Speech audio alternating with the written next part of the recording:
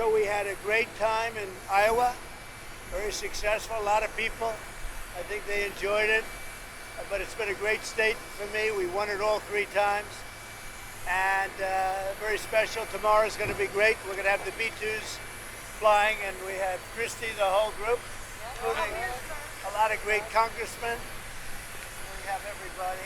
We have Doug Burgum. If you have any questions, Brooke Rollins, agriculture, if you have any questions, let us know. But we all had a great time in Iowa. President, has Hamas agreed to the latest framework for a ceasefire and hostage deals?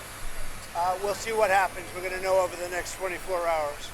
Mr. President, you had the best border numbers in the month of June in the country's history. Now with the One Big Beautiful Bill being signed by you, you've set the bar so high when it comes to border security. What is the expectation moving forward, sir? I love this guy. No, I love him.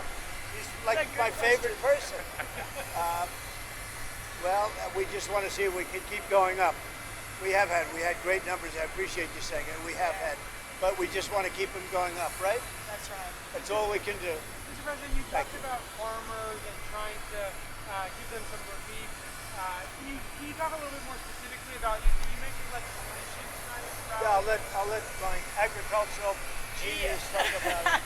Thank you, sir. Yes, we have been hard at work. The president gave a directive that the farmers needed to make sure they could farm and do their harvests and milk their cows.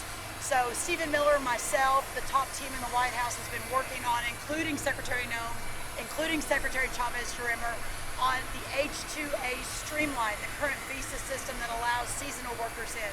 So we are hard at work. We've already made some changes. We're going to make it cheaper, more efficient, and more effective for those farmers. We will have a 100% legal workforce very, very soon, thanks to President Trump's leadership. Mr. President. Good answer, right? Mr. President. Yes. We're 10 days away from the anniversary of your assassination attempt. Do you know any more now about the assassination attempt than you knew then? Well, the FBI was in the other day with a lot of people, including the Attorney General, who's doing a great job, Pam Bondi, and I'm very satisfied. They gave me a complete presentation. I was very satisfied. There's a report that you held a secret meeting today with a Saudi official. Are you any closer on expanding the Abraham Accords? Any news from Yeah, that we meeting? are. It's one of the things we talked about, the Abraham Accords. Now that Iran has been taken out in terms of a nuclear threat, and they have been completely taken out, at least for a very long time, I think a lot of people are going to be joining the Abraham Accords. You have 4 great countries already, but we're going to have a lot of people, I think, joining the Abraham Accords. Yeah. Some polls have shown the Big Beautiful Bill to not be very popular. I'm wondering, how confident are you in being able to sell it to the American people? Yeah, I think it's very popular. It does many things, but one of them is the biggest tax cuts in our country's history. And that alone makes it very popular. The only poll that was done was a Democrat poll, and they'll ask 2 of the little bit controversial things, but good things for the country. The tax cuts alone, so it's the largest tax cut in the history of our country, and that alone makes it very, very popular. Mr. President, can you talk a little bit about your expectations for the celebration next year? Obviously, a bit of a preview tonight. You talked about the Patriot Games. You highlighted a possible UFC title fight at the White House. Right. What are your expectations for the celebration next year, sir? Well, I think it's going to be a great celebration. It's going to be as big a celebration as we've ever had. And remember, we have the World Cup and we have the Olympics also. So we have that, plus we have 250. I think it's going to be a wild time. It's going to be a great time for this country. It's going to be the golden age. Thank you. What's next for Russia and Ukraine?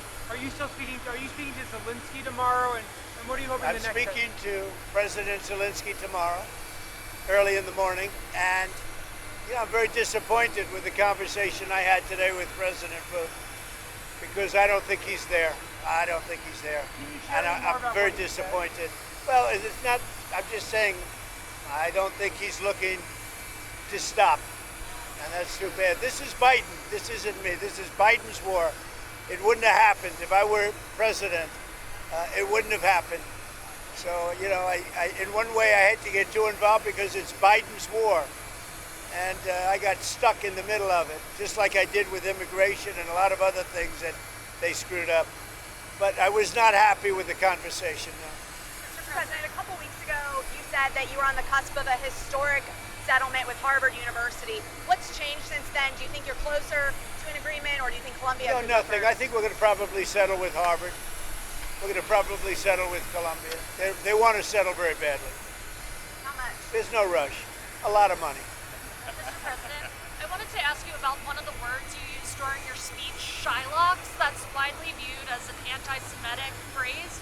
Did you intend for that word to be used that No, way? I've never heard it that way. To me, Shylock is somebody that's a money lender at high rates. I've never heard it that way. You view it differently than me. I've never heard that.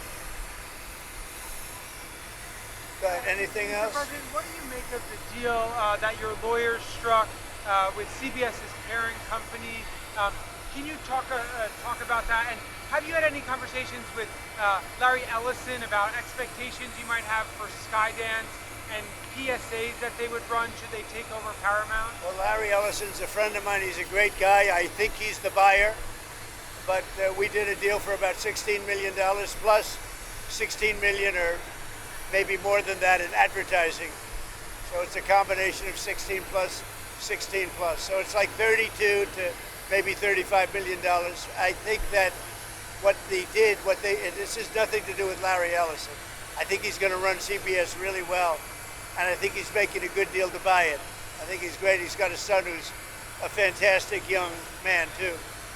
But what they did was incredible. They took an answer from Kamala just before, the day before the election, and it was a horrible answer. And they took the answer out in its entirety, and they put another answer in, a different answer. That was a different part of the interview, because the answer she gave was so bad, it was like election threatening. And I've seen it all, but I've never seen that. Nobody has. And we understand that was done in other locations also with respect to answers. But think of it.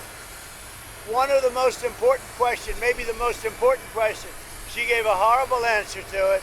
So they took an answer from another part of the interview and they inserted it. Nobody's ever seen that before. So I think they made a wise decision to settle. And is that $16 million for the ads, is that part of contingency for your administration to approve the merger or the sale of the company? No, it has nothing to do with that. This is totally separate. This was when I was running. This had nothing to do with what was taking place in government. This is when I was running. This was essentially the night before the election. And they did this, and we thought it was despicable, actually. Mr. President, on tariffs, for countries that don't get a letter right away and that you haven't made a deal So with, we're going to start sending letters out to various countries starting tomorrow. We'll probably have 10 or 12 go out tomorrow. And over the next few days, I think by the 9th, they'll be fully covered. And they'll range in value from maybe 60 or 70% tariffs to 10 and 20% tariffs. But they're going to be starting to go out sometime tomorrow. We've done the final form, and it's basically going to explain what the countries are going to be paying in tariffs. And it's very important. It's a lot of money for the country, but we're giving them a bargain. Because if I went by the true deficits or by other ways of measuring, it could be a lot more. I don't want to stretch it too much. We want to keep it pretty reasonable. And I think it's very reasonable. Mr. President, what countries will you be sending those letters to first? We're going to be sending to, well, you're going to see tomorrow. I'd rather give it tomorrow. But we have probably 10 to 12 tomorrow. And then after that, we'll be sending 10 or 12 a day. And as we get along, as we get to the smaller countries, we're pretty much going to keep the tariffs the same. Are there any countries that will have a little flexibility with that deadline? Not really. I mean, they'll start to pay on August 1st. The money will start to come into the United States on August 1st, okay, in pretty much all cases. Thank you very much, everybody. Thank you. Thank you, sir. Thank you very much. Thank you.